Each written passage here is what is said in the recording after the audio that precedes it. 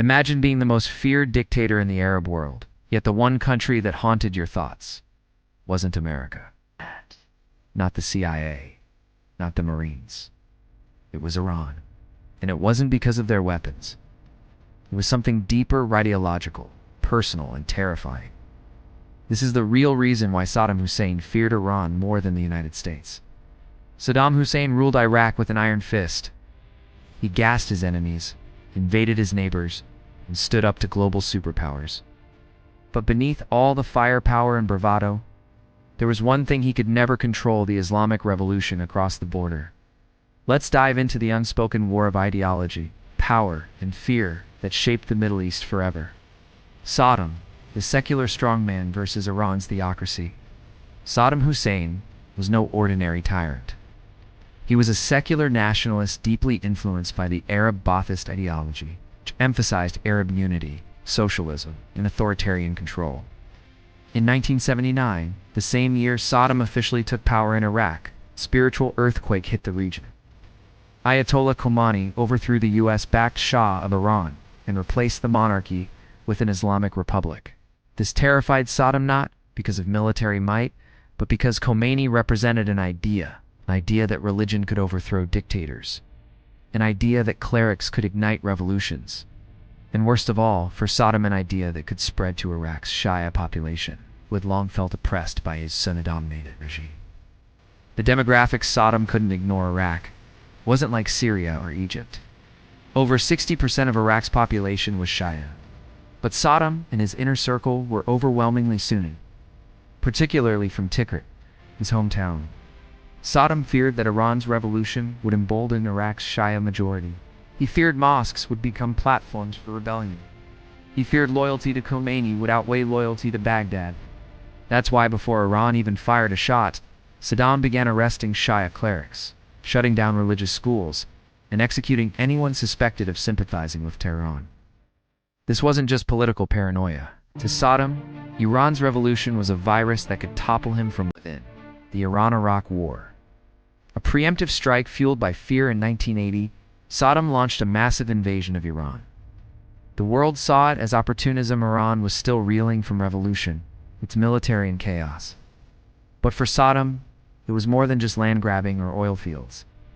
It was a preemptive war to crush the Islamic Revolution before it crossed into Iraq.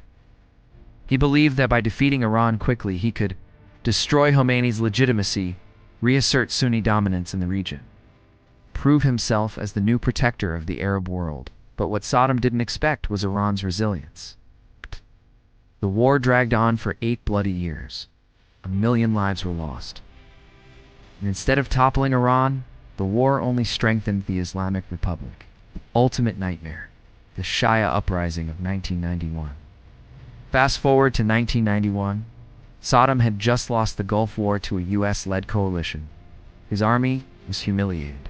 Suddenly, just as he feared years earlier, Iraq's Shia population erupted in revolt. Inspired by Khomeini's ideology and emboldened by Saddam's weakness, Shiite rebels in southern Iraq rose up. Guess who they were listening to? Iranian radio channels, Iranian clerics, Iranian slogans. For Saddam, this was a nightmare come truth. The enemy within, born from the enemy across the border. He crushed the uprising brutally, killing tens of thousands. But the fear never left him. Not of America, not of Israel, but of Iranian ideology infecting his people. Why not America? Why Iran was the bigger threat? Saddam had no illusions about America's military strength. But to him, the US was predictable, a superpower with rules, deals, and diplomacy. He had survived a full-scale war with the US in 1991. He had played cat and mouse with the UN for years. And deep down, he believed America wouldn't invade unless provoked. Iran, on the other hand, was different. It didn't invade, it inspired. It whispered into mosques, hearts, and minds. It didn't need tanks, it had ideology. And that scared Saddam more than any cruise missile. Saddam's final warning about Iran in the early 2000s, when the US was building its case for invading Iraq, Saddam issued a chilling warning. If Iraq falls, Iran will be the true winner. He was right. After Saddam's execution in 2006, Iran's influence in Iraq exploded. Shia militias, political parties, and religious leaders many trained or supported by Iran took power.